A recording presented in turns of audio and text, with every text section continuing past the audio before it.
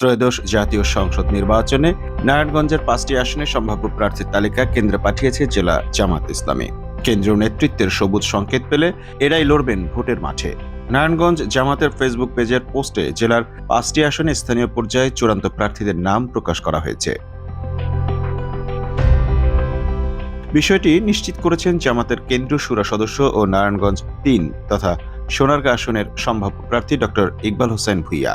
প্রকাশিত তালিকা অনুযায়ী নারায়ণগঞ্জ-1 রূপগঞ্জ আসনে নির্বাচন করবেন ব্যবসায়ী আনোয়ার হোসাইন মোল্লা। নারায়ণগঞ্জ-2 আড়াইহাজার আসনে লড়বেন অধ্যাপক ইলিয়াস মোল্লা। তিনি দুপতারা ইউনিয়ন পরিষদের সাবেক চেয়ারম্যান এবং নারায়ণগঞ্জ জেলা জামাতের সমাজ কল্যাণ সম্পাদক। নারায়ণগঞ্জ-3 সোনারগাঁ আসনে নির্বাচন করবেন ডক্টর ইকবাল হোসেন ভূঁইয়া। নারায়ণগঞ্জ-4 ফতুল্লা সিদ্ধিরগঞ্জ আসনে নির্বাচন করবেন জামাতের কেন্দ্রীয় কর্মপরিষদ সদস্য ও মহানগর আমির মাওলানা আব্দুল জব্বার। তিনি ছাত্র শিবিরের সাবেক কেন্দ্রীয় সভাপতি।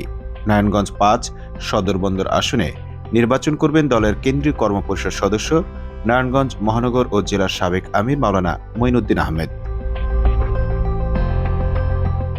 নারায়ণগঞ্জ মহানগর জামাতের secretary general engineer Monowar Hossain বলেন, প্রয়োজনীয় সংস্কারের জন্য যতটুকু সময় প্রয়োজন সেটুকু সময় বর্তমান সরকারকে দিয়েই আমরা নির্বাচন চাচ্ছি।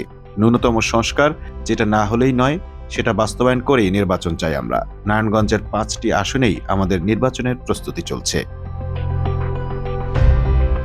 Mamun Mahfuz, time news desk.